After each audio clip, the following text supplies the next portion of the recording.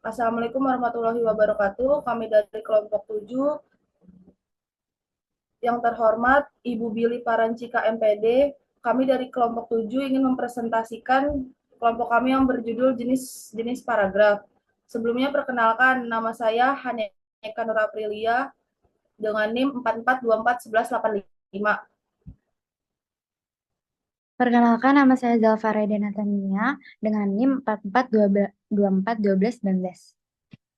Perkenalkan, nama saya Olivia Fauzia dengan NIM 44241495. Nama saya Mutia Amanda dengan NIM 44241448.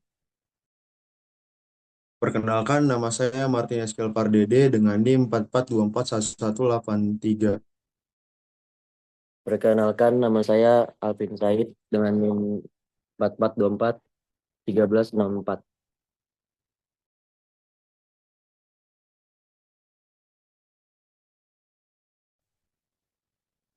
Nah, untuk jenis yang pertama itu ada jenis paragraf diperhatikan dari sudut karangannya. Ada paragraf pembuka, yaitu sebagai pengantar pokok pikiran penulis yang ditempatkan pada bagian pendahuluan.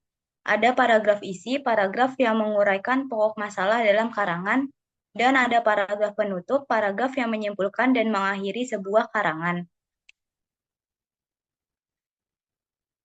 Yang kedua yaitu jenis paragraf diperhatikan dari posisi kalimat topik dalam paragraf. Pertama, paragraf deduktif.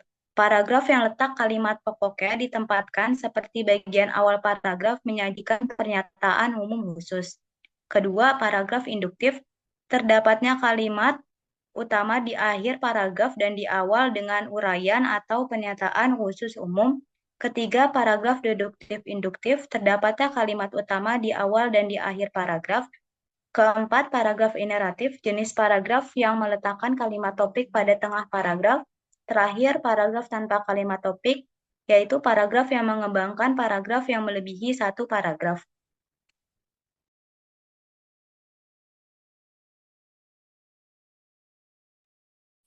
Jenis paragraf dari cara atau metode pengembangan paragraf. Yang pertama ada paragraf menerangkan. Jenis paragraf ini berfungsi untuk memberikan penjelasan secara rinci tentang suatu hal, peristiwa, atau konsep. Yang kedua ada paragraf merinci. Paragraf ini berisi kalimat-kalimat perincian yang menggambarkan, menjelaskan, atau merinci suatu objek atau objek secara mendalam. Yang ketiga ada paragraf contoh. Paragraf ini kalimat topiknya dikembangkan dengan contoh-contoh sehingga kalimat topik jelas pengertiannya. Keempat, paragraf sebab akibat. Paragraf yang kalimat topiknya dikembangkan oleh kalimat-kalimat sebab atau akibat. Yang keenam ada paragraf perbandingan. Paragraf ini kalimat topiknya berisi perbandingan dua hal, kemudian dikembangkan dengan memerinci perbandingan dalam bagian-bagian kecil. Yang ke studi 3. Yang keenam ada paragraf pertanyaan. Paragraf ini kalimat topiknya dijelaskan dengan kalimat tanya. Dan yang 7 paragraf buktian. Paragraf ini untuk membuktikan suatu pernyataan dengan menggunakan data, fakta, dan bukti.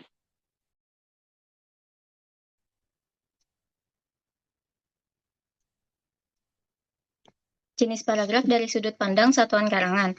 Paragraf pembuka, paragraf yang mengawali sebuah penulisan karangan dengan mengantarkan pokok masalah dalam bagian pendahuluan karangan.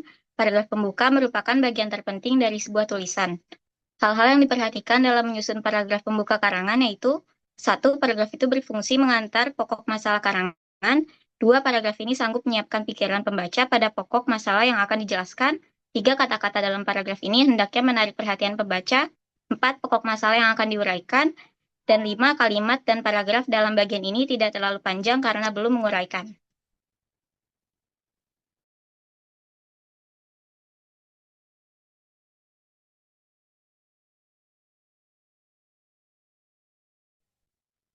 Jenis paragraf dari sudut pandang satuan karangan. Paragraf isi.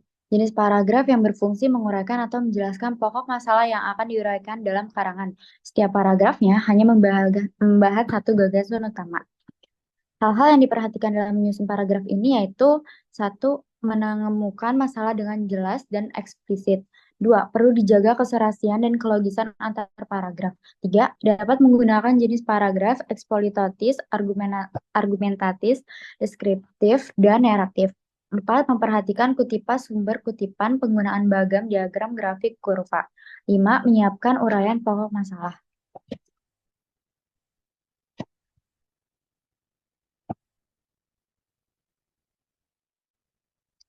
Paragraf penutup. Pernyataan kembali gagasan yang diuraikan bisa berisi penegasan ulang, ajakan, atau kesimpulan dari bagian inti. Hal-hal yang diperhatikan dalam menyusun paragraf ini yaitu satu, tidak boleh terlalu panjang dan tidak boleh memutuskannya. Dua, ditampilkan sebagai cerminan sebuah kesimpulan. Tiga, harus mendapat kesan positif dan informasi pengetahuan yang logis dan kondusif. Empat, berupa jawaban singkat dari uraian. Lima, jangan menguraikan atau mengumumkan masalah baru. Enam, penulis dapat mengajukan rekomendasi.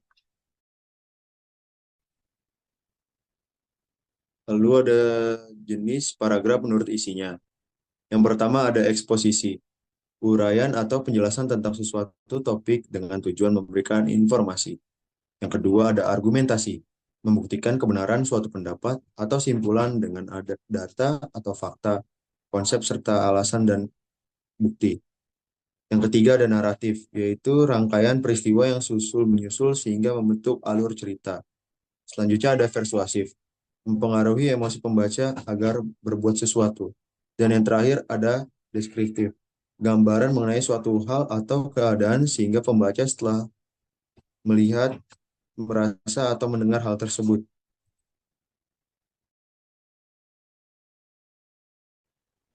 Kesimpulannya, paragraf merupakan salah satu elemen dasar dalam penulisan yang berfungsi untuk menyampaikan ide atau informasi dengan jelas dan terstruktur.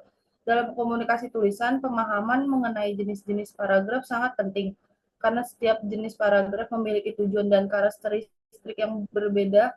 Jenis-jenis paragraf dapat dikelompokkan menjadi beberapa kelompok, seperti paragraf terlihat.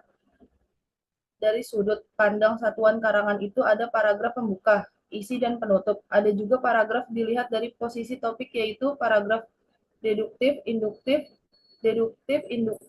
naratif, dan paragraf tanpa kalimat topik.